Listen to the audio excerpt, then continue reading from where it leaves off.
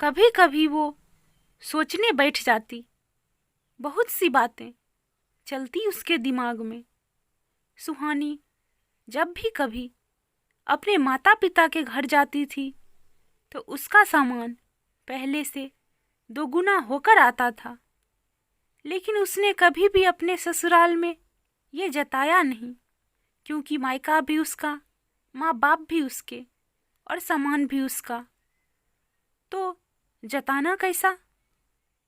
सुहानी का एक भाई था, सुरेश, जिसकी शादी बहुत पहले ही हो चुकी थी और वो अब दूसरे शहर में अपनी पत्नी के साथ रहता था, क्योंकि नौकरी ने आजकल सबको बंजारा बना दिया है। जब वो माता पिता के साथ ही रहता था तो सुहानी जब भी फोन करती तो सबसे बात हो जाती थी। भाई, भाभी गीता और सोनू मोनू, उनके बच्चे जब से दूसरे शहर में गए हैं तब से बातों का सिलसिला कुछ कम हो चला। सुरेश जब भी फैक्ट्री जाता था तो अक्सर फ्री होने पर सुहानी को कॉल कर लेता था, लेकिन गीता हमेशा व्यस्तता के कारण बहाना करके छूट जाती थी। सुहानी जब भी घर कॉल करती तो सबसे बात किया करती थी, चाहे फिर वो सोनू मोनू हो या भाभी। पर धीरे धीरे उसे ये एहसास होने लगा कि कहीं उसका बार बार कॉल करना उसकी भाभी को पसंद ना आता हो, तो उसने स्वतः ही कॉल सिलसिला कुछ कम कर दिया। सुहानी की जेठानी माला अपने परिवार में और बच्चों में ही व्यस्त रहती थी। सुहानी को वहाँ से भी कोई उम्मीद नहीं थी, क्योंकि सुहानी उसको गलत नहीं मानती थी, बस ढलती जा रही थी इस दुनियादारी में। पर ऐसे में वो बहुत मिस करती अपनी हम उम्र बहन, जिसको शायद कॉल करना उसे कभी बुरा ना लगता, पर हर किसी को नहीं मिलता यहाँ प्यार जिंदगी में। और धीरे धीरे सुहानी ने भी खुद को व्यस्त कर लिया इस भागती दौड़ती जिंदगी में। एक दिन सुहानी ने अपने घर किटी पार्टी रखी थी और उसके लिए उसने सत्संग का आयोजन किया था, तो उसने माला को अपने घर बुलाया था। माला का पति उसे सुहानी के घर छोड़कर ऑफिस के काम के लिए चला गया और बोल के गया कि मैं थोड़ी देर तक आ जाऊंगा। माला ने देखा कि रवि को आने में अभी टाइम लगेगा, तो उसने मौके का पूरा फायदा उठाया और बच्चों के साथ गप्पे मारने बैठ गई। सुहानी जो काम कहती वो माला कर देती और फिर आकर बैठ जाती, तो साफ पता चल रहा था कि वो जो भी कर रही है मजबूरी में कर रही है। तो सुहानी ने उससे कुछ नहीं कहा और सारा काम जल्दी जल्दी निपटाने लगी। सत्संग शुरू हुआ, औरतें आने लगी और थोड़ी देर में माला के पति भी आ गए।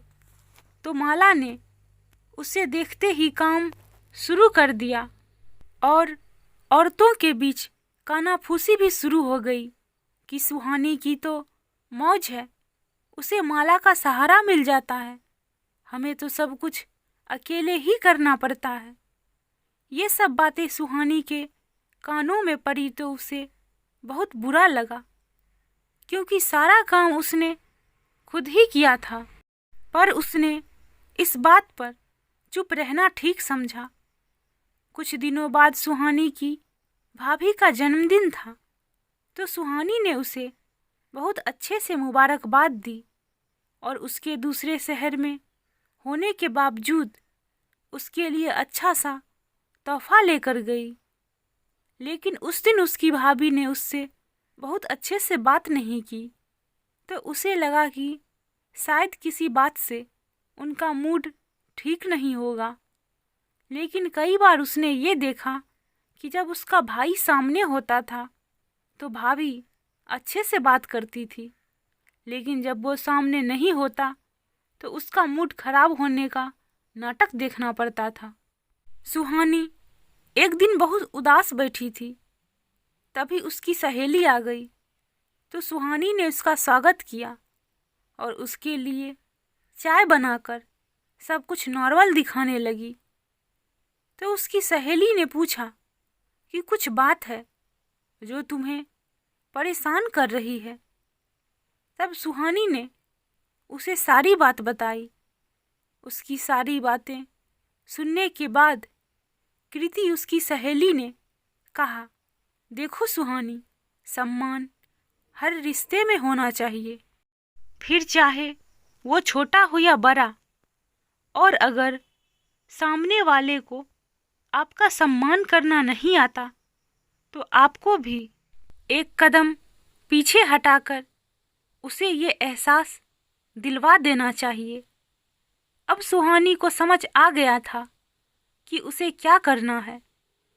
अगले दिन माला के बेटे का बर्थडे था तो सुहानी वहाँ गई और ये बोलकर बैठ गई कि उसकी तबीयत ठीक नहीं है और चक्कर आ रहे हैं, बस भैया के जिद करने पर आई हूँ। माला ने जो काम सुहानी के हिस्से के लिए छोड़े हुए थे वो उसे खुद करने पड़े। ऐसे में उसका चेहरा उतर गया और जैसे ही उसके सास ससुर आए तो सुहानी बोली, मुझे अब थोड़ा अच्छा लग रहा है, मुझे बताओ ना क्या काम करना है। ऐसे में उसकी सास ने कहा, हमारी सुहानी बिना तबीयत की परवाह किए हमेशा दूसरों के बारे में सोचती है। तो माला के कानों में भी ये बात पड़ी और उसे बुरा लगा, लेकिन सुहानी को कृति की बातों का असर होते दिख रहा था। कुछ दिनों बाद सुहानी के पास उसकी भाभी का फोन आया कि मुझे किसी मीटिंग के लिए जाना है, तो आप अगर घर पे हों तो मैं वहाँ से होते हुए निकल जाऊंगी, तो इसी बहाने मिलना भी हो जाएगा और मीटिंग से पहले का टाइम भी कट जाएगा। तो सुहानी ने तुरंत कहा कि भाभी, मेरी तो कल क्लास है, मुझे उसके लिए अपनी जेठानी के घर जाना है, तो मैं तो नहीं मिल पाऊंगी, सॉरी। सुहानी की बात सुनकर गीता को बुरा लगा तो उसने कहा, ठीक है, कहकर फोन रख दिया। पर सुहानी के पति को समझ में नहीं आया कि उसने ऐसा क्यों किया। पर सुहानी को समझ आ गया था कि अब से उसे किसके साथ और क्या करना है। आखिर सम्मान पाना सबका अधिकार है। कहानी पसंद आए तो please friends, please subscribe, share and like.